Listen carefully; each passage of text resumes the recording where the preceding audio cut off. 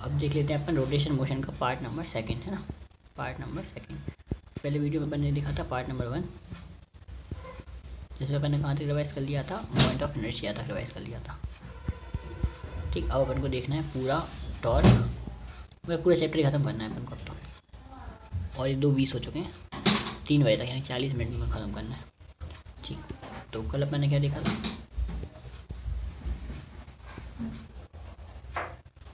ठीक, कल अपन ने मोमेंट ऑफ इनर्शिया देखा। क्या होता है किसी बॉडी को कैसे निकालें मोमेंट ऑफ इनर्शिया। ठीक, ये वाला कितना मास कितना दूर होता है, ये देखा, ग्राफ देखा दोनों का। ठीक है, रिड्यूस मास वाला फॉर्मूला देखा था, m1 m2 अपन m1 प्लस m2।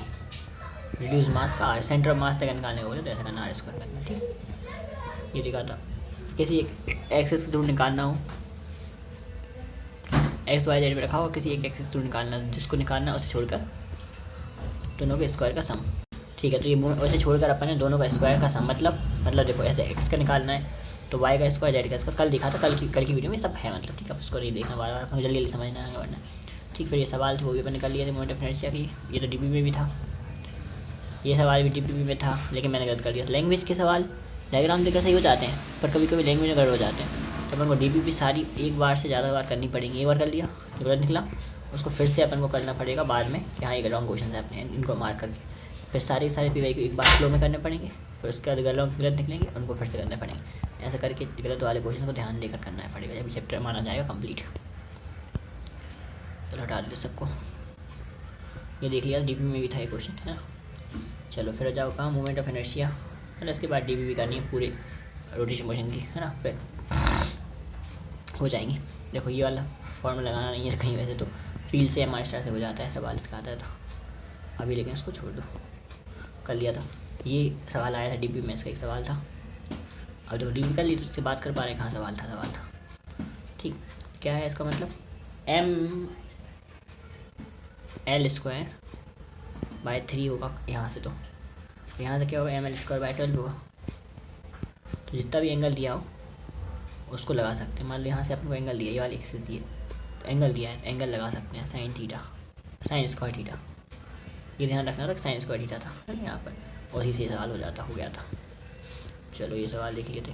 फिर रिंग देख लिया, स्फीयर देख लिया, डिस्क देख लिया, सॉलिड सिलेंडर देख लिया था, कल की वीडियो सब कुछ है ना। फिर अपन ने क्या देखा था, रेक्टेंगल, स्क्वायर, प्लेनार, प्लेट सब कुछ देख लिए थे। कुछ अच्छे सवाल थे ऐसे डीपी में, मतलब मानना पड़ेगा। पहले एक्सिस थ्योरम और परपेंडिकुलर एक्सिस थ्योरम लगाकर यूज़ हो रहे थे कुछ सवालों में तो, है ना। चलो ठीक है, ये भी देख लिया था। इसके बाद जब सेमी सर्कुलर डिस्क भी देख लिया, सेमी डिस्क तो देख तो लिया था, पर कि ये अपन याद नहीं किया अभी तक, है ना। लेड वाले अभी तक याद नहीं करे ज़्यादा अच्छे से अपन ने, कोई बात नहीं, ठीक है, याद करने जरूर भी नहीं पड़ी, कल नहीं आया था। ये दोनों एक्सिस आ गई थी, perpendicular axis, parallel axis theorem आ गई थी। ठीक, अभी अपने पूरा आज के बाद रोटेशन मोशन का कोई भी सवाल गलत नहीं होने वाला। ठीक, कंसेप्ट ऑफ कटिंग में मैंने रिमेन या कंप्लीट में से रिमूव हटा दिया था, हटा देना, अभी इसके सवाल नहीं आए थे और ये भी मैंने लिख लिया था। चलो अब टॉर्क से स्टार्ट करते हैं कहानी। देखो यहाँ से कुछ भी नहीं है अभी, पूरा टॉर्क देखेंगे। कितना पेज बचा है वैसे देखा जाए तो, एक पूरा पेज ये दूसरा पूरा पेज, तीसरा पूरा पेज, चौथा पूरा पेज, पांचवा, छठवा, सातवां और वही साहब आठवां, नवा, 10वां। 10 पेज अभी बचे हैं। हाँ, कैसा चैप्टर है ये, तो देख ले रहे हैं।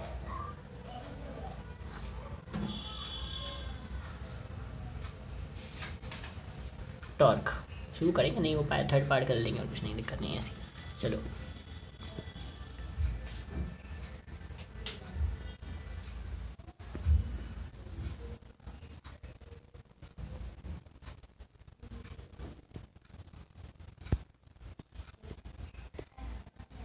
हाँ, तो क्या होता है टॉर्क अपने पास, cause of change in the rotation motion में चेंज होता है, उसको हम बोलते हैं टॉर्क। ठीक है, state of motion, rotation state में चेंज होता है। टॉर्क अपोज रोटेशन मोशन को अपोज करता है, नहीं करता। टॉर्क क्या करता है फिर, रोटेशन मोशन को कभी अपोज क्यों करेगा torque? Cause change in the rotation motion, cause of change in rotation, जैसे रोटेशन स्टेट की चेंज में का कॉज यही होता है। अगर वो चल रहा है तो रोकने का, और रुका हुआ है तो चलाने का कॉज होता है टॉर्क। रोटेशन मोशन को अपोज तो नहीं करता ना, ठीक है, अपोज तो नहीं करेगा। ये एक्सियल वेक्टर होता है, इसकी डायरेक्शन कहाँ होती है? एक्सिस के अलॉन्ग होती है, ऊपर होगी या फिर नीचे होगी। ये डिटरमिनेटर और डायमेंशन वर्क का, एनर्जी का, पावर का, वर्क एनर्जी और पावर का आ जाएगा। ठीक, इतनी कहानी अपनी क्लियर होगी टॉर्क को लेकर। ठीक है, फिर ये क्या फॉर्मूले हैं टॉर्क के? क्या होता है? टॉर्क बराबर आर क्रॉस एफ होता है, या आर एफ साइन थीटा होता है। ठीक, अब देखो सिंपल सी बात है, मैंने इसकी ट्रिक बनाई है। मान लो अपने पास बोतल है, उसका कैप अगर अपन घुमाएंगे क्लॉकवाइज तो नीचे जाएगा ना, बस क्लॉकवाइज अंदर नीचे, और जब उसको एंटी क्लॉकवाइज घुमा के खोलेंगे अपन तो बाहर आएगा, ऑलरेडी ऑटोमेटिक घुमाएंगे बाहर आएगा। तो सिंपल अपन को फालतू के रूल वूल कुछ नहीं लगाना अपन को दुनिया भर के, सिंपल सा क्लॉकवाइज एंटी क्लॉकवाइज देखना है। क्लॉक अंदर है ना, क्लॉक अंदर, आंटी बाहर, आंटी बाहर, हमारे सर ने बताया था, हमारे स्टार ये है ना, आंटी बाहर। जैसे ही आंटी देखा, आंटी बोला, आंटी के दिमाग से क्या आएगा? बाहर आएगा, बाहर आ जाएगा। जैसे फिर आंटी बाहर है और आंटी नहीं है, क्लॉक है, तो फिर अंदर होगा, अंकल अंदर, आंटी बाहर, अंकल अंदर, बाकी बोतल से हो जाता है। ठीक, क्लियर कहानी। अब आर क्रॉस एफ फॉर्मूला है इसका, आर एफ साइन थीटा, ये वेक्टर फॉर्म है। 4 फिंगर, ये सब लगाने की जरूरत नहीं है फिर अपन को, सिंपल अपन को ये पता है क्लॉक वाइज है, एंटी क्लॉक वाला, तो उससे कर लेंगे। ठीक, बाकी थंब अगर अपन टॉर्क की तरफ रखें और 4 फिंगर्स को अपन घुमाएं, 4 फिंगर को आर की तरफ रखें, ऐसे मान लिया टॉर्क है और ये आर है, सॉरी ये आर है और ये एफ है। तो यहाँ हैंड रखकर यहाँ 4 फिंगर्स अपन आर की तरफ रखें, जैसे 4 फिंगर्स अपन ने आर की तरफ रख दी। ठीक है, और इसको स्लैप करेंगे अपन, फोर्स को स्लैप करेंगे, तो थंब जो अपना डायरेक्शन बताएगा टॉर्क की, थंब का ही डायरेक्शन बताएगा, टॉर्क की बताएगा। ऐसा है कहानी। बाकी अपन ऐसे भी देख सकते हैं, ये आर है, ये आर है, ये एफ है। तो क्लॉकवाइज देखेंगे अगर अपन तो बाहर की तरफ जाएगा, क्लॉकवाइज देखेंगे तो कहाँ जाएगा? अंदर की तरफ। एंटी क्लॉकवाइज देखेंगे तो कहाँ जाएगा? बाहर की तरफ। तो ये तो क्लॉकवाइज है, क्लॉकवाइज में कहाँ जाएगा? अंदर की तरफ जाएगा, तो प्लेन के नीचे जाएगा, है ना। तो इसको फोर्स लगा घुमाएंगे अगर अपन आर को, ऐसा फोर्स लगा, 1 मिनट ना, तो या तो किसी पॉइंट पर नहीं लगता, आर पे लगता है। ऐसे मान लिया आर है, ऐसा ये आर है, ये फोर्स लग रहा है ना, आर लग रहा है और ये आर लग रहा है और ये एफ लग रहा है। तो आर की तरफ उंगली रखी, इसके तरफ घुमाएंगे फोर्स की तरफ, क्लॉकवाइज घूमेगा तो टॉर्क कहाँ लगेगा? नीचे लगेगा, ऐसा नट घुमाना हो ऐसा, उस जैसा है, ऐसे सिंपल सा फंडा। चलो सवाल देखेंगे तब ज़्यादा अच्छे से समझ में आती कहानी, कहाँ कन्फ्यूजन है, कहाँ दिक्कत है, कहाँ फंसाना चाह रहा है सवाल। टॉर्क बराबर R cross F, R cross F plus करते जाते हैं अपन। ठीक, ये क्या है? आर एफ और ये परपेंडिकुलर आते हैं आपस में। ठीक, टॉर्क का फॉर्मूला क्या होता है? आई अल्फा। और 10 वाला फॉर्मूला क्या होता है? Change in angular momentum upon time. ठीक, 3 फॉर्मूले अपन को पता होना चाहिए, टॉर्क के पता है अपन को। ठीक, 3 फॉर्मूले।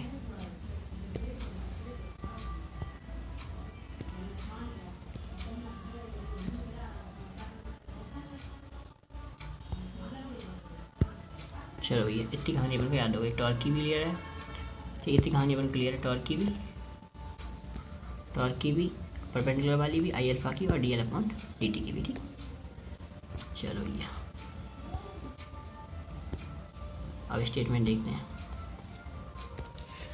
फोर्स नेट 0 है तो टॉर्क नेट मस्ट भी 0। कहीं किसी पॉइंट पर फोर्स 0 है तो उस पॉइंट पर टॉर्क भी 0 होना मस्ट है 0 हो, ज़रूरी नहीं है। क्यों? किसी एक पॉइंट पर मान लो फोर्स 0, नेट फोर्स 0 है, लेकिन फोर्स तो है, नेट फोर्स 0 है। तो ऐसे मान लो, देखो ये एक कोई रॉड है, इस पर यहाँ फोर्स लग रहा है और इस पर एक फोर्स लग रहा है यहाँ एक्सिस पर। तो अब देखो एक्सिस वाला फोर्स जो है वो तो घुमाएगा नहीं बॉडी को, नेट फोर्स फिर भी कितना होगा 0, पर नेट टॉर्क तो प्रोड्यूस हो ही पा रहा है। कोई एक ऐसा फोर्स है जो नेट फोर्स प्रोड्यूस कर पा रहा है। तो ये कंडीशन है, इसको अपन बना लें ताकि अपन को भविष्य याद आ जाएगा। ठीक है,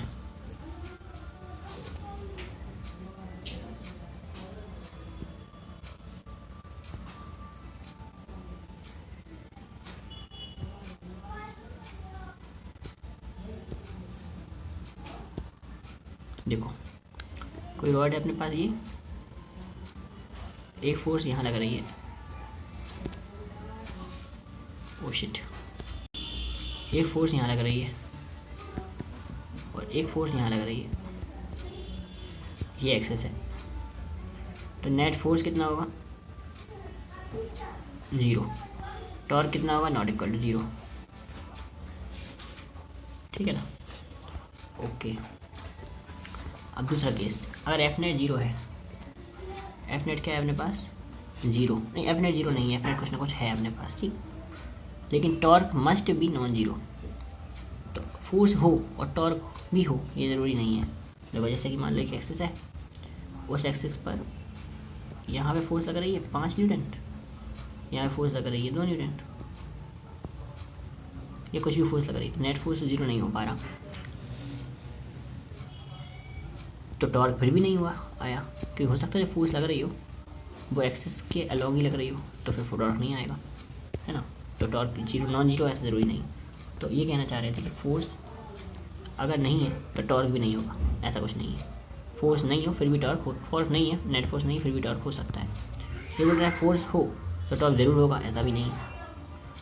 टॉर्क अब ये बोल, देखो अब दूसरा कहानी, तीसरी कहानी देख लेते हैं। टॉर्क नहीं है, फोर्स मस्ट भी 0। टॉर्क नहीं है तो फोर्स 0 क्यों होना चाहिए, ज़रूरी थोड़ी है। और टॉर्क नहीं है तो फोर्स ज़रूर होना चाहिए, ये तो हो ही नहीं सकता भैया। कुल मिला के देखें अपन अगर, तो इनमें से कोई रिलेशन नहीं है, अपन कह सकते हैं कोई रिलेशन नहीं है। तो अपन लिख दें यहाँ पर टॉर्क एंड फोर्स में कोई रिलेशन नहीं है, कोई रिलेशन नहीं है।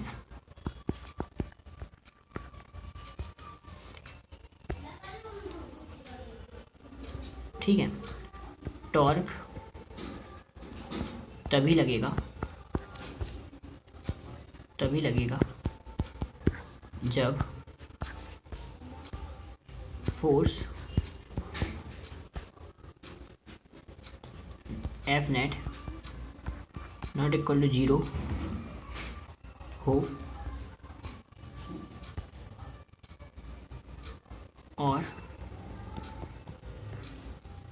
एक्सिस के अलॉन्ग ना हो, एक्सिस के अलॉन्ग ना हो। समझ में आ गया।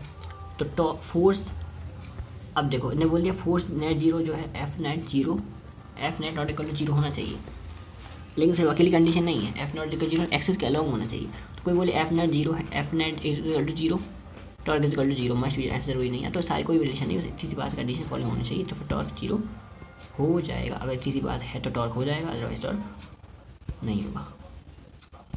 ठीक है, चलो भैया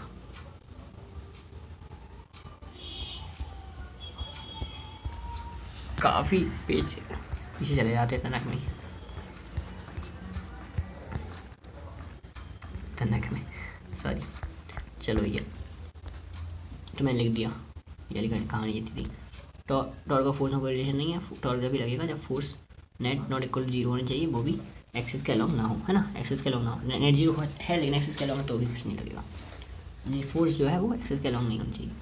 अब टॉर्क हमेशा हिंज पॉइंट के अलॉन्ग अबाउट लगेगा और वो एक बॉडी को घुमाएगा, या तो घूमते हुए ऑब्जेक्ट को स्टेट चेंज करेगा, ठीक, या तो एक बॉडी घुमाएगा या घूमते बॉडी को स्टेट चेंज करेगा। ठीक है, अब जैसे कि देखो लिखा है टॉर्क 0 है तो रोटेशन इक्विलिब्रियम आएगा।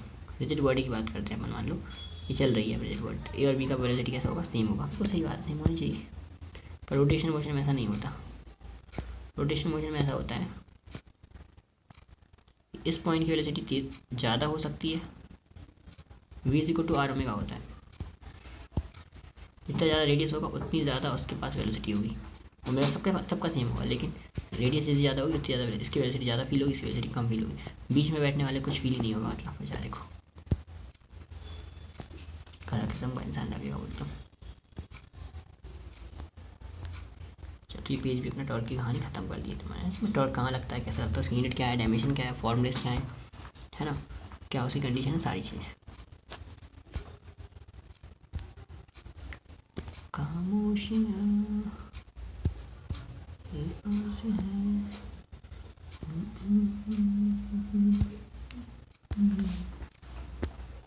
अब मूवमेंट ऑफ एंगुलर डिस्क, अब देखो sorry movement of inertia of angular disc क्या होता है। Movement of inertia of angular disc जैसे ओमेगा से घूम रही है और इसकी r1 रेडियस और इसकी r2 रेडियस है, तो मूवमेंट ऑफ इनर्शिया होना चाहिए mr²। लेकिन क्योंकि ये डिस्क है, डिस्क का तो mr²/2 होता है, तो वही होगा mr²/2। लेकिन रेडियस अपन ले लेंगे, क्या ले लेंगे, एनुलर है ना वो, रेडियस अपन पहला और दूसरे का सम ले लेंगे, पहली का और दूसरे का सम, r2² + r1², r2² + r1², थोड़ा याद रखना पड़ेगा उसको, r2² + r1², r2² + r1²,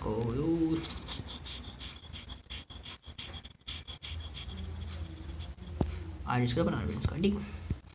चलो इम्पोर्टेंट क्वेश्चन है भैया, देख ले रहे कैसा इम्पोर्टेंट क्वेश्चन है। ये गया यहाँ से, वेलोसिटी u है इसकी, ठीक है। यहाँ एंगल कितना दिया है, थीटा दिया है, ओके। किसी एक पॉइंट पर पर्टिकुलर पॉइंट भी यहाँ आ गया, ग्रेविटेशन फोर्स नीचे लग रहा है, वेलोसिटी यहाँ पर है इसकी फाइनल वेलोसिटी वाली। तो इस कंडीशन में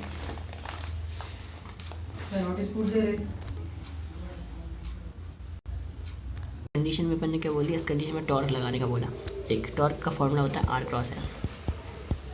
अब यहाँ पर r क्या है, r इस पॉइंट का डिस्टेंस है, क्या है वो डिस्टेंस है, वेलोसिटी इंटू, देख ये तो नहीं है, ये तो नहीं है, क्यों, क्योंकि डिस्टेंस यही है ना, तो क्या करेगा, ये लेगा और फोर्स परपेंडिकुलर लेगा, आप फोर्स नीचे लगा रही है तो डिस्टेंस ही लेना पड़ेगा। हाँ एक बात, दूसरी बात, ये जो स्पीड है u cos थीटा, अगर तो r लेना चाहेगा तो टाइम से इंटू कर देगा, तो ये u cos theta into time है, तो ये u cos theta into time,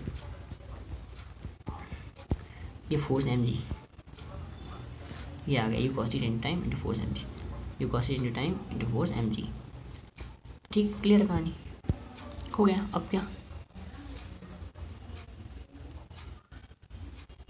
लेकिन मैक्सिमम हाइट पर क्या होगा, तो मैक्सिमम हाइट पे मैक्सिमम हाइट रख देना, मैक्सिमम हाइट पर रीच कितनी होगी, मैक्सिमम हाइट पे तो अपन ये देख सकते हैं ना, फोर्स भी नीचे लगेगा, टॉर्क भी नीचे लगेगा। एक मिनट इतना कहानी समझ में आ गई मुझे वाली। अब अगर मैक्सिमम हाइट की बात करें, जो रेंज होती है वो टोटल कितनी है, वो total u² sin² θ/2g, u² sin² θ/2g, u² sin 2θ/g, ये होती है जो रेंज होती है, वो होती है u² sin 2θ/g, sorry u² sin 2θ/g। अगर इसका आधा कर दें अपन तो मैक्सिमम हाइट पे रेंज निकल जाएगी, तो u² sin 2θ/g का आधा कर दो अपन, है ना। अगर इसका आधा कर दिया अपन ने, अगर इसका आधा अपन ने कर दिया तो क्या होगा, तो ये रेंज आ जाएगी इतनी। अब इस रेंज को 4 से इंटू कर दो, आंसर हो जाएगा।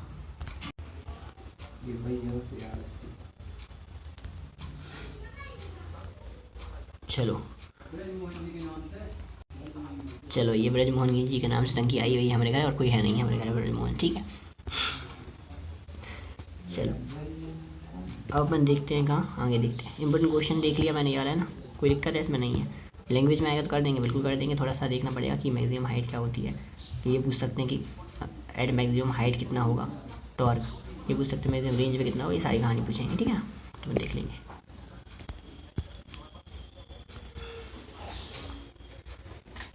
अब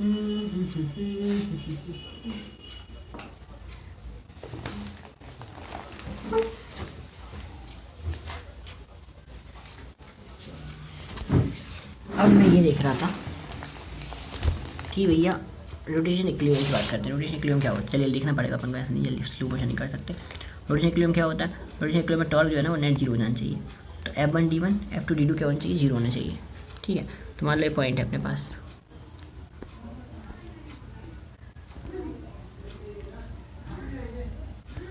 ये पॉइंट है, ये नीचे फोर्स लगा, ये फोर्स नीचे लगा, तो ये वाला टॉर्क का सेट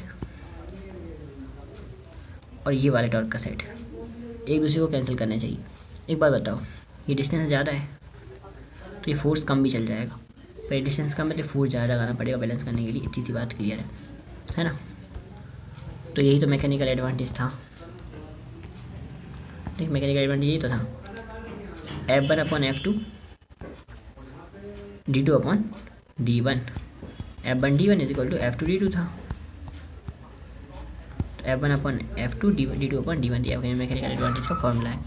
ठीक, अच्छी बात है, उसको रिवाइज करने की जरूरत नहीं है अपन को, कहीं किसी भी पॉइंट को यहाँ पे यहाँ से ठीक सारी चीज़ें याद है, अपने दिमाग में फिट है। फिर भी कोई ज़बरदस्ती करेगा तो इसको रिवाइज कर लेंगे एक बार, और ज़्यादा ज़बरदस्ती करा तो इन दोनों फॉर्मूले को, बस अदरवाइज कोई दिक्कत नहीं है। ठीक, ये भी अपन देख लिया था, ये भी देख लिया। चलो ये सवाल कर लिया। अब देखो ये क्वेश्चन है, ये टेंशन 1, ये टेंशन 2, पक्का दिख रहा है कि ये ऊपर खींच रहा है इसको, ये डिस्टेंस से, ये ऊपर खींच रहा है इस डिस्टेंस से, ये फोर्स नीचे खींच रहा है, इसका तो कोई टॉर्क लगने वाला है नहीं है। ठीक है, किसी एक पॉइंट पर लगाना पड़ेगा तो इस पर कोई टॉर्क इसका तो नहीं लगने वाला। ठीक है, तो अपन क्या करेंगे, T1D1 = T2D2 निकालना क्या है, ये कर दिया। What we have to find out, कुछ नहीं, सिंपल था कि जो mg है, जो टेंशन है वो दोनों से सम लगेगी, mg बराबर लगेगी टेंशन दोनों का सम, तो और T1D1 T2D2 के बराबर है। फिर आगे कुछ नहीं करा इसने, ख़त्म, छोड़ दिया। अब मेरी बात ध्यान समझा, जल्दी जल्दी बहुत जल्दी हो जाएगा काम, कोई दिक्कत नहीं। देखो, अगर यूनिफॉर्म सर्कुलर मोशन है, हो रहा है कहीं, ये सर्कुलर मोशन हो रहा है यूनिफॉर्म, एकदम यूनिफॉर्म है ना, तो क्या होगा, ओमेगा कांस्टेंट रहेगा। कंडीशन यही होती है ओमेगा कांस्टेंट। अगर ओमेगा कांस्टेंट है तो अल्फा यानी एंगुलर एक्सेलरेशन कितना होगा, जीरो होगा। सिर्फ एक एक्सेलरेशन होगा इस कंडीशन में अपना, जो घुमा रहा है सर्कल में, होगा v²/r। ठीक है, स्पीड कैसी होगी, कांस्टेंट होगी, ओमेगा कैसा होगा, कांस्टेंट होगा। ओमेगा बराबर क्या हो जाएगा, एस बराबर क्या हो जाएगा, distance into time, sorry velocity into time. Theta बराबर वेलोसिटी इंटू टाइम हो जाएगा, सिंपल सा। एक्सेलरेशन 0 है और एक्सेलरेशन 1 है। ये कब की बात है, यूनिफॉर्म सर्कुलर मोशन की। यूनिफॉर्म सर्कुलर मोशन भी एक प्रकार का नॉन यूनिफॉर्म होता है, मोशन होता है, पता है क्यों होता है, क्योंकि उसमें एक्सेलरेशन तो होता ही है कोई ना कोई सा। एक बात, दूसरी बात, उसमें वेलोसिटी हमेशा चेंज होती है, स्पीड कांस्टेंट रहती है पर वेलोसिटी हमेशा चेंज होती है। ठीक है, अब बात आते हैं नॉन यूनिफॉर्म मोशन, जो खुद कह रहा है कि हम एक्सेलरेशन रखेंगे, तो खुद का अल्फा होता है उसके पास, अल्फा कांस्टेंट। अल्फा कांस्टेंट है अगर, तो फिर इक्वेशन ऑफ मोशन लगेंगी।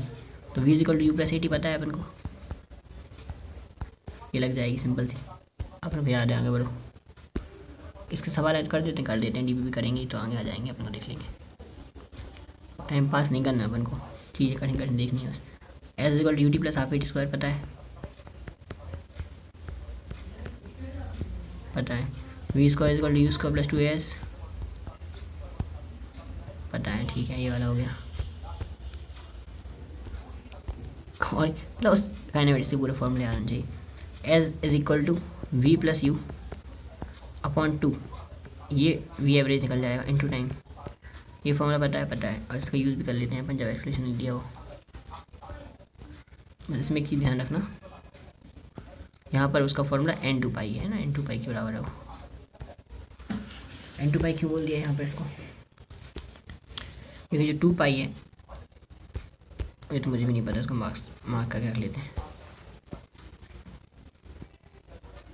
सवाल आएगा तो देख लेंगे। अब देखिए एक्सेलरेशन वेरिएबल होगा तो क्या करेंगे, तो फिर इंटीग्रेशन डिफरेंशिएशन करेंगे।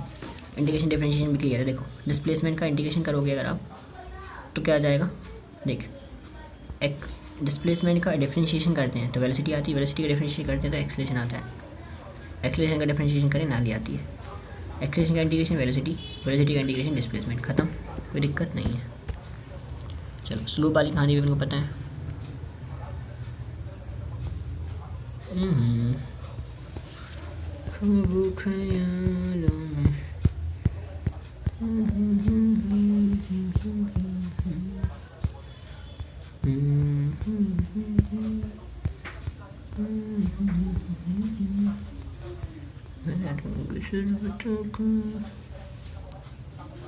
ठीक है, रेस्ट टू रेस्ट वाला केस मुझे वैसे ही पता है। Alpha beta alpha one T में देख अल्फ़ा से शुरू हुआ और 0 तक रेस्ट तक गया, फिर वो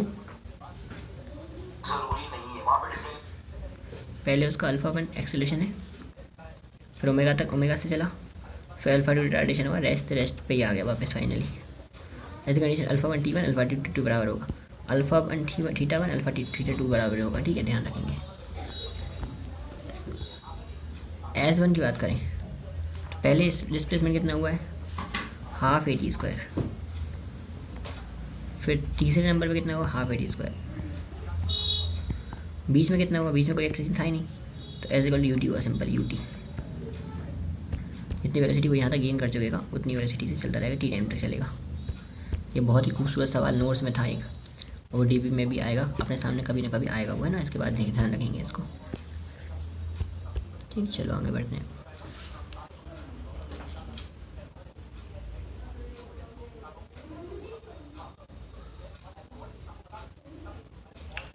फिर इन्हें बोला अपने पास सिर्फ और सिर्फ बचे हैं 15 मिनट। ठीक है, और अपन ने कहीं ना कहीं पूरा रोटेशनल काइनेमेटिक्स देख लिया, यूनिफॉर्म सर्कुलर मोशन देख लिया, नॉन यूनिफॉर्म सर्कुलर मोशन के सारे फॉर्म में देख लिया, वही सेम थे। टॉर्क देख लिया, टॉर्क के बारे में जान लिया, है ना। बस देखा अभी तो देख लिया, 15 मिनट बहुत हो जाएगा। चलो अब बोल रहे हैं, देखो बोल रहा है time at which two particle will with different speed start moving from same position meet. देख अलग अलग पोजीशन से, सेम पोजीशन से अलग अलग वेलोसिटी चले ऑब्जेक्ट कब मिलेंगे, बस एक को रोक दो और दूसरे को वेलोसिटी चला दो, 2πr/, into divide by T हो जाएगा, खत्म। तो बहुत ईजी था यार, बस रिलेटिव वेलोसिटी निकालनी है, 2πr चल पाएगा वो, एक को रोक देंगे और दूसरी की रिलेटिव वेलोसिटी निकाल लेंगे, खत्म, 2πr/t।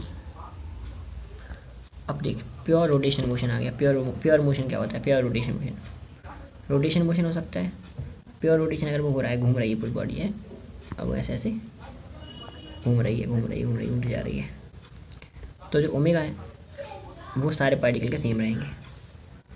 ठीक, ओमेगा सारे पार्टिकल कैसे रहेंगे, सेम रहेंगे। इसके सबका ओमेगा, अल्फ़ा भी सबका सेम ही रहेगा, पर वेलोसिटी सबकी अलग अलग रहेगी। क्यों, क्योंकि सेंटर वाला पार्ट इतनी तेज़ नहीं घूमेगा, लेकिन बाहर वाला पार्ट बहुत तेज़ घूम रहा होगा। ठीक है, ट्रांसलेशन मोशन में क्या होता है, ये वाली वेलोसिटी सबकी सेम रहती है और एक्सेलरेशन सबका सेम रहता है।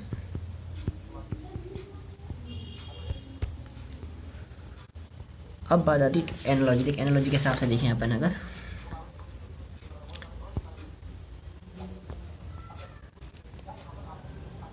तो देख एस था यहाँ पे थीटा है, ये वेलोसिटी है, यहाँ पे ओमेगा dx/dt है। ठीक, मैं बता दिया सारे फॉर्मूले मन से, देख सारे, इसकी ज़रूरत ही नहीं है, मैं बता दे रहा हूँ। देख मैं करता हूँ एक कार्यक्रम, मैं ये करता हूँ, इसको अपन गूंथ लेते हैं पहले सारा का सारा।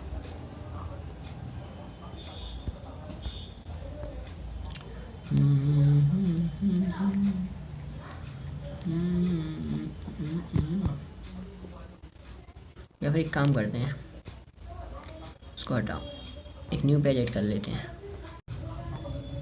ये अपन ने पेज ऐड कर लिया, ये बुक है, और यहाँ पे अपन ने पेज ऐड कर लिया अपने लिए, ये पेज है ना पूरा। देख मैं बता रहा सारी कहानी इस पर पूरी, अब देख मज़ा आएगा, यहाँ से देखना। चलो ये सबसे पहले तो डिस्प्लेसमेंट, ओ भाई साहब,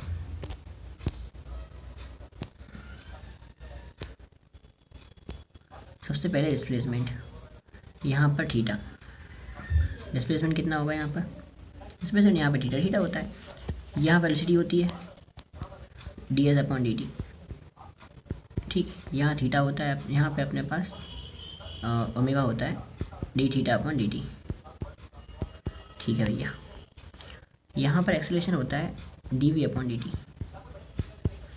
यहाँ पर अल्फ़ा होता है dω/dt, यहाँ पर अपने पास फोर्स होता है ma, यहाँ पर अपने पास टॉर्क होता है m का i हो जाता है, एक अल्फ़ा हो जाता है i अल्फ़ा। यहाँ पर अपने पास वर्क होता है फोर्स इंटू डिस्प्लेसमेंट, यहाँ पे जो वर्क होता है वो होता है टाउ थीटा।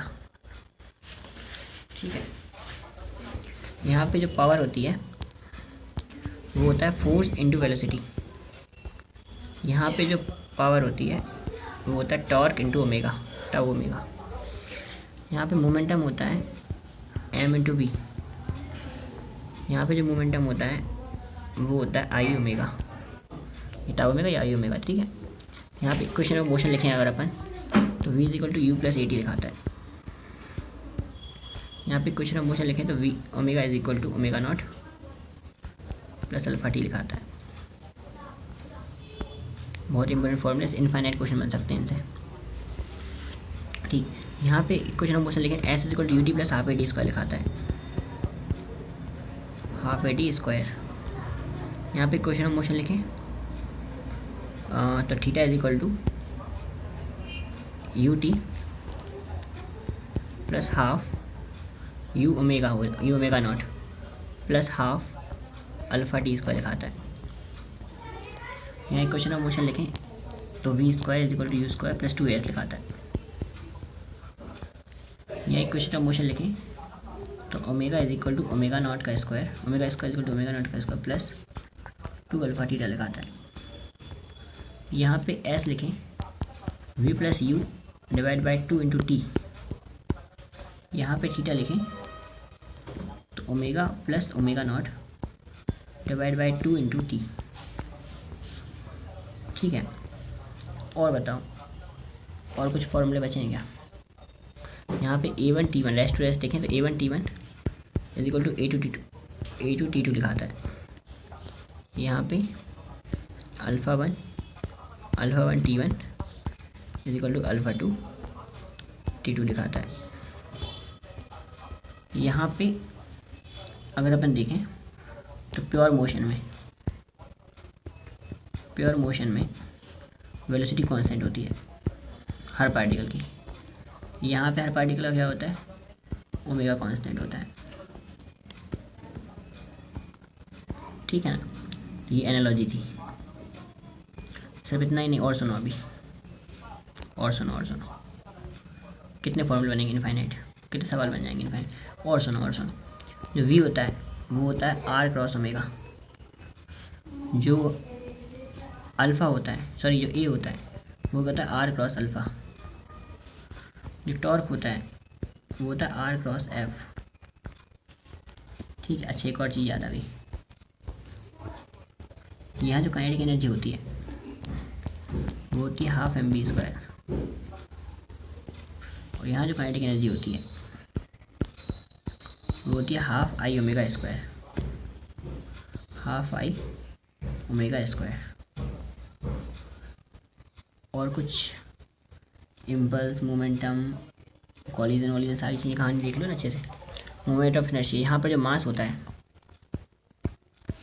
वो यहाँ पर क्या होता है, मोमेंट ऑफ इनर्शिया।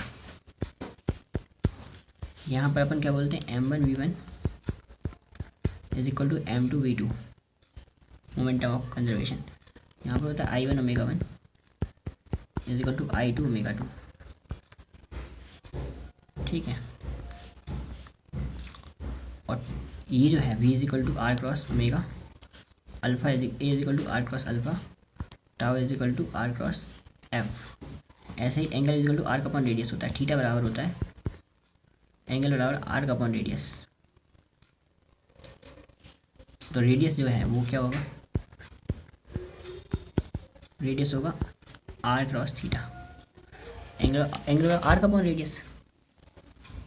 तो आर्क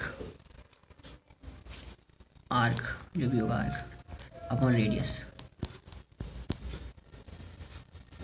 है ना, रेडियस इंटू थीटा। आर्क बराबर क्या होगा, रेडियस इंटू थीटा। ठीक, इतनी कहानी अपन ने देख ली। और देख लें अगर अपन, तो जो टाइम पीरियड होता है वो होता है 2π/ω, है ना। टाइम पीरियड क्या होता है, 2π/ω, सर्कल में घूमने वाला। फ्रिक्वेंसी का फॉर्मूला है 2π/t या फिर 2π/t या फिर 2πf। रिवॉल्यूशन पर मिनट की हम बात कर रहे हैं, रिवॉल्यूशन पर मिनट, RPM की बात करें तो वो होता है 2π/60 से इंटू करना पड़ेगा अपन को किसी चीज़ का ना। ठीक, तो ये था अपना पूरा एनालॉजी, पूरा अपना काइनेमेटिक्स और उससे रिलेशन किसका, रोटेशन मोशन का। इतने सारे फॉर्मूले बस रोटेशन मोशन में पढ़ने होते हैं, बाकी सारी कहानी क्लियर है एकदम। ठीक, अब बता दो कोई फॉर्मूला बचाया था? कुछ नहीं बचा, ज़्यादा ही हो गया बल्कि।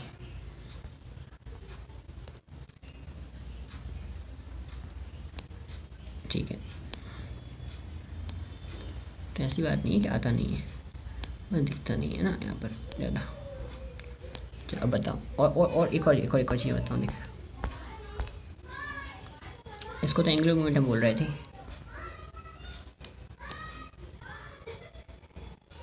इसको क्या बोल रहे थे, एंगुलर मोमेंटम। एक और फॉर्मूला होता है फोर्स का। फोर्स का फॉर्मूला क्या होता है, F = dp/dt। तो वो मैंने बता दिया सेम। टॉर्क बराबर क्या होगा, dl/dt। इसमें कोई परेशानी नहीं है, सिंपल है तो। ठीक है, चलो अब यहाँ से देख लो। अच्छा, स्टॉपिंग डिस्टेंस का यहाँ फॉर्मूला क्या होता है, अच्छा वेलोसिटी मैक्सिमम और स्टॉपिंग डिस्टेंस का फॉर्मूला नहीं बताया मैंने, दो रह गए क्या। स्टॉपिंग डिस्टेंस v²/2a, जो स्टॉपिंग डिस्टेंस होता है वो यहाँ तक v²/2a होता है।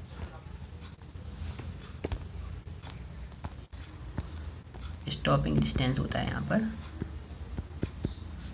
v²/2a। यहाँ पे स्टॉपिंग एंगल होता होगा तो वो होता है ω²/2a, 2α। ठीक है, एक इम्पोर्टेंट बात ये भी है कि ये जो अल्फ़ा है वो क्या होता है, वो एंगुलर एक्सेलेरेशन होता है। Angular acceleration, how angular English गलत कर दे रहा है स्पेलिंग, कोई बात, एंगुलर कर दो, एंगुलर एक्सेलेरेशन। और जो ए होता है, एक टेंजेंशियल एक्सेलेरेशन भी होता है, और एक होता है AC होता है। AC क्या होता है, AC होता है सेंट्रीपिटल एक्सेलेरेशन, जो हमेशा होता है। वो क्या होता है, वो होता है v²/r या ω²r, v²/r या ω²r, ये हमेशा प्रेजेंट होता है। एक और बात, एक होता है A नेट। अगर AT प्रेजेंट हुआ तो ऐसी कंडीशन में AT² प्लस AC² से बनने वाला एक्सेलेरेशन A नेट होता है। ठीक, अगर वो नहीं हुआ तो फिर AC अकेला हो जाएगा, सिंपल सा। ठीक है ना, और कोई कहानी तो नहीं रही मेरे साथ, क्लियर है। अब तो बाकी देख ही लेंगे।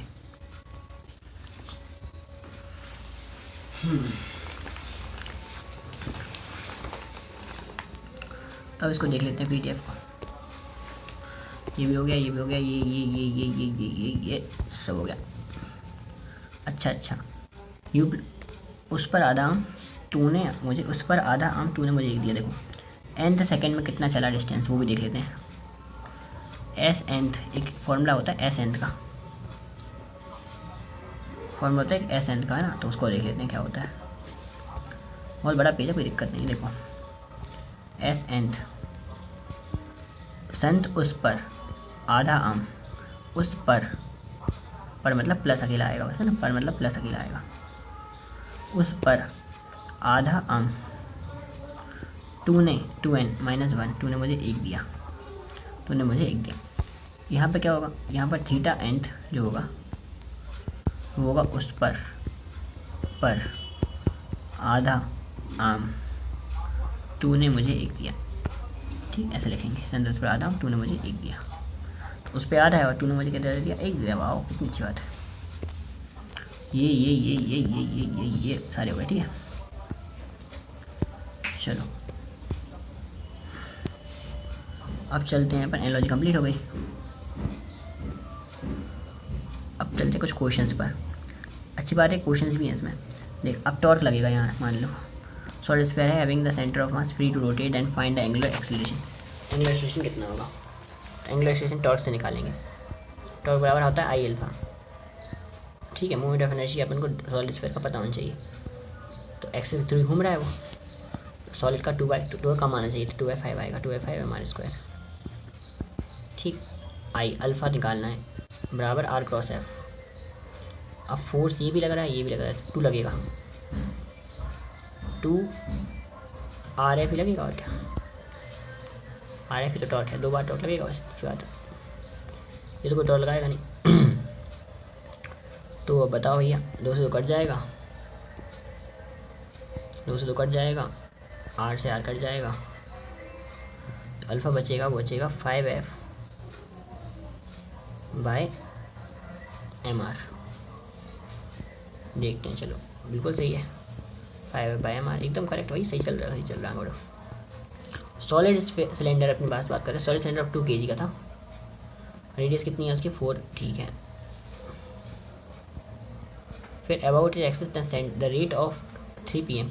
अच्छा वो वेलोसिटी दिया, ओमेगा दिया है कितना, 3 rpm दिया है, ठीक है। Torque required to stop that after 2 revolution. 2 revolution के बाद उसको रोकने में कितना टॉर्क लगेगा? ठीक, ओमेगा दिया हुआ है, मास दिया हुआ है। थोड़ा अच्छा सवाल देख लेते हैं, ध्यान से देखते रहा, और इसको करके एंड कर देंगे भैया डिस्कशन, क्योंकि टाइम हो चुका है ओवर है ना, डीबीबी करने का समय आ चुका। ये क्वेश्चन एंड कर ले, ख़त्म करते हैं, बहुत सारे फॉर्म डिस्कस हो चुके हैं ऑलरेडी। चलो भैया 2 kg, रेडियस 4, तो मास है अपने पास, रेडियस है अपने पास, ओमेगा है अपने पास, टॉर्क पूछा है, stop after 2 pi revolution. 2 pi revolution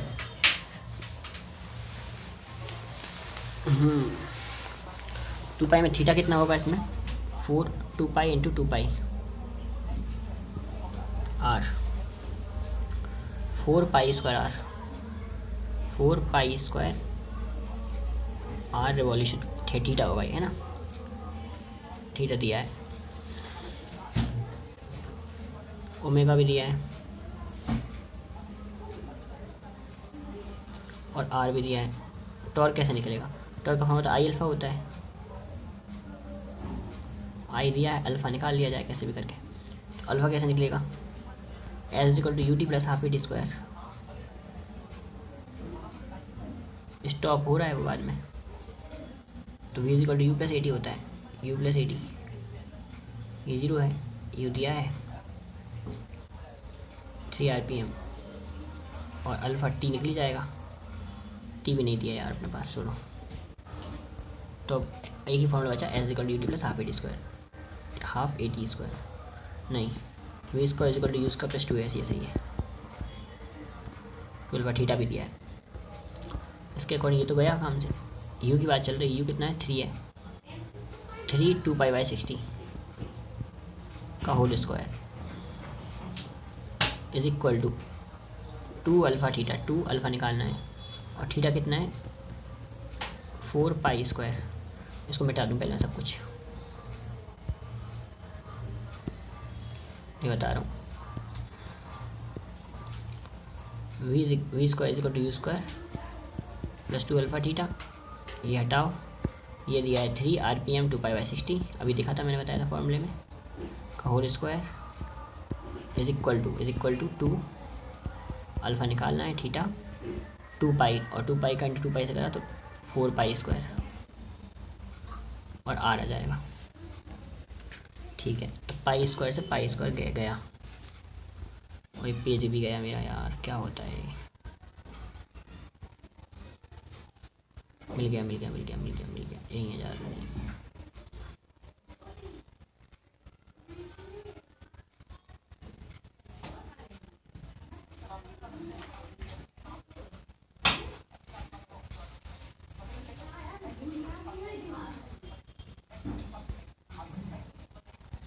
कहाँ चल रहा था कैलकुलेशन क्या?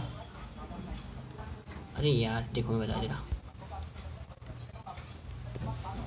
देखो ये था V square is equal to you square plus 2as, ये गया 3/2π/60 का whole square is equal to 2, alpha निकालना है, फिर थीटा 2π और फिर से 2π इंटू करेंगे और आर आएगा, 2π से 2π कैंसिल हो जाएगा। ठीक है, आर बचा है यहाँ पे, आर 4 था, उसको 4 रख दो। अब मुझे बताओ अल्फ़ा निकालना है, 60 नीचे दिया है, तो अल्फ़ा ऐसा कैसा रहने दो। अभी देखो 4 भी है ऊपर है, 4 टू 8 और 8 नीचे, ये सब कुछ है, तो 3/60 इंटू 60 इंटू 8, काफ़ी छोटा आ रहा है अल्फ़ा। ठीक है, 3 इंटू 60, अब ये जो अल्फ़ा है इसको आई से इंटू करेंगे। अब देखो कि आई अल्फ़ा होता है ना, आई से इंटू करेंगे इसको,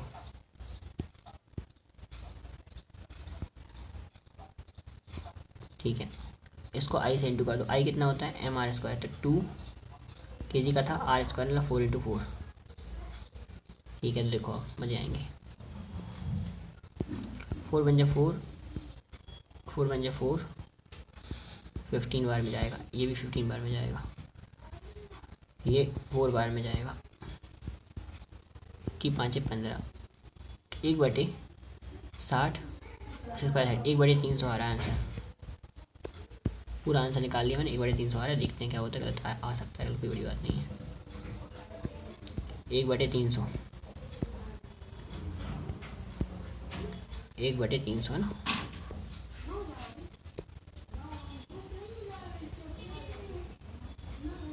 एक बटे 300, बहुत ही ज़्यादा लंबी चौड़ी पंचायत करी लेकिन आंसर निकाला, ये निकाला इन्हें। 1/300 से कितना होता, पॉइंट लगाते, 1 मिनट, इसको हटा देते मान लो, तो 0.33 आता, 10⁻² आता, ये तो गलत आया मतलब मेरा, तो क्या गड़बड़ कर दी हुई, गलत आया तो। इनने कैसे निकाल लिया, इनने अलग तरीके से निकाला है यार, ये तो मैंने सही निकाला था। अपन को पहले अल्फ़ा निकालना था, अल्फ़ा से फिर इसका इंटू करना था, ये भी मैंने सही करा था। फिर यहाँ पे इनने चेंज इन वेलोसिटी वाले कंसेप्ट से निकाला है, फिर से करके देखता हूँ मैं। अच्छा अभी समझ में, यहाँ पर एक रेडियस सेंटीमीटर में, फिर से करके देखते हैं, चलो वंस अगेन यहाँ करते हैं अपनी मूवी पर। और v is equal to you square plus 2as U square का 3 इंटू 2π, अच्छा 3 का भी स्क्वायर होगा ना, हाँ अब आ गया, अब तो समझ आया मुझे लगता है। ठीक है, इज इक्वल टू 2, ये अल्फ़ा का अल्फ़ा है, इसको मैं नीचे ले जाता हूँ, 2 नीचे ले गए लो, है ना, इसको हटाओ यहाँ से। एस कितना है, एस अपना कितना है, 4 था, 2 अल्फ़ा थीटा, थीटा 4π स्क्वायर आया था, 4π स्क्वायर आर कितना है, 4 है, लेकिन 4 कैसा है, सेंटीमीटर, 10⁻²। ठीक, इतनी वैल्यू आई है।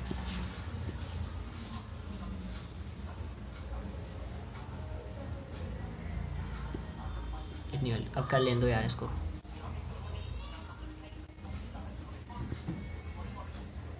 इतनी वैल्यू आई है। इतनी वैल्यू में किसका इंटू करना है, ये एक्सप्रेशन आ चुका, इतनी बार इंटू कर दिया जाए किसका, अपना आई का, तो आई का इंटू कर दो, आई कितना होता है, आई होता है mr स्क्वायर, तो m2 है, r स्क्वायर मतलब 4 into 10 to the power 4 into 4 into 10 to the power -4। ठीक, अब मैं सॉल्व कर रहा हूँ इसको।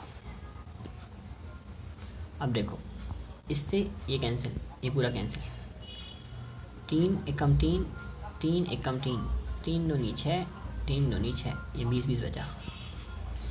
ठीक है, ऊपर मेरे साथ से यहाँ कुछ नहीं बचा, यहाँ बचा है 2 और 4 4 से ये 4 कैंसिल,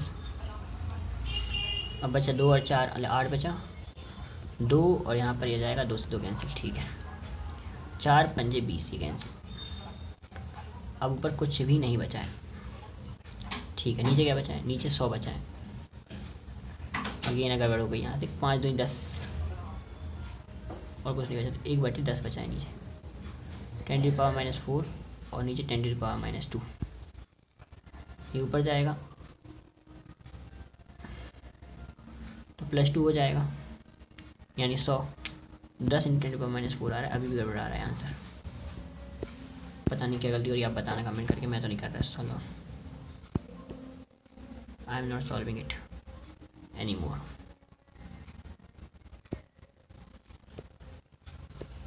ठीक है, देख लेते हैं इनने कैसे करा है, वो देख लीजिए, जल्दी ख़त्म करें। इनने क्या करा, इनने निकाला ½ ओमेगा रेडियस का स्क्वायर। तो थीटा पता ही था, थीटा पता है अपन को पूरा। ओमेगा इनिशियल कितना है, इतना, टाउ थीटा, ठीक है, टाउ थीटा। और टाउ थीटा से वर्क निकल जाएगा, तो हाफ mr²। ये ½ क्या, आई मोमेंट ऑफ इनर्शिया। अच्छा, ½ I⍵²। अच्छा, ये क्या था, 1 मिनट, स्फीयर था ना, सॉलिड सिलेंडर था। सिलेंडर का mr² थोड़ी होता है, सिलेंडर तो डिस्क, सॉलिड है, सॉलिड तो डिस्क जैसा होगा, तो mr²/2 आएगा, तो 2 तो नीचे आएगा। बहुत सारी गलतियाँ हो रही हैं, कोई बात नहीं, मतलब हाफ आएगा यहाँ पर, ये तो मिस कर रहा था। और थीटा, ये दोनों का स्प्लिट ले लिया इसने। ओके, गलती हो रही थी, चल ठीक है। हाफ और ये पूरा सॉल्व करा इसने, ये पूरा सॉल्व किया, ये पूरा सॉल्व किया, फाइनल आंसर कितना आया, तो ठीक है, आ गया होगा यार, देख लेंगे। इतना बड़ा सवाल थोड़ी आएगा, मतलब कर लेंगे, कोई दिक्कत नहीं, आएगा तो।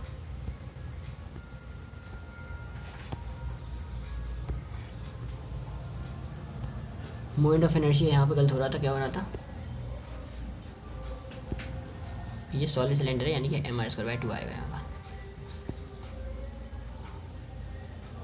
और मैंने शायद 4 × 10⁻⁻4 कर दिया था, वो भी कर, ठीक है। तो मेरा तरीका भी गलत है, और मैं वहाँ से क्या निकाल रहा था, अल्फ़ा निकाल रहा था, और अल्फ़ा निकालने के बाद आई अल्फ़ा कर रहा था। देखिए, यूजिंग वर्क एंड थ्योरम किया है इनने, कोई चीज़ रुकी है ना, तो सिंपल ½ ओमेगा रेडियस का स्क्वायर कर दिया। एक तो ठीक है, दूसरा अपन को निकाल लिया, सीधे स्क्वायर लगा दी दूसरे में, तो देख ½ mr² ओमेगा का स्क्वायर माइनस बचा है, और नीचे यहाँ पर ये आ गया थीटा, क्योंकि टाउ थीटा वर्क होता है। ओ भाई साहब, ठीक है, ये मैंने बताया था R अल्फ़ा होता है, ये लिखे अपन ने फॉर्मूले यहाँ नीचे अभी। चलो, ये पूरा पेज मैंने ऐड किया है नया, काफ़ी बड़ा पेज है यार, ये भी बड़ा पेज था, ये भी उतना बड़ा है, सेम है, अलग कुछ नहीं है। चलो, एक और पेज आ गया नया, इसको कल देखेंगे। अब देखो, टॉर्क के बारे में सारी बातें हो चुकी हैं, लगभग काइनेमेटिक्स के बारे में बातें हो चुकी हैं बहुत सारी। अब बहुत सारे सवाल आएंगे टॉर्क के, और फिर रोलिंग मोशन ख़त्म ही हो गया, टॉर्क रोलिंग मोशन आ गया डायरेक्ट। एक पूरा पेज, दूसरा पूरा पेज, तीसरा,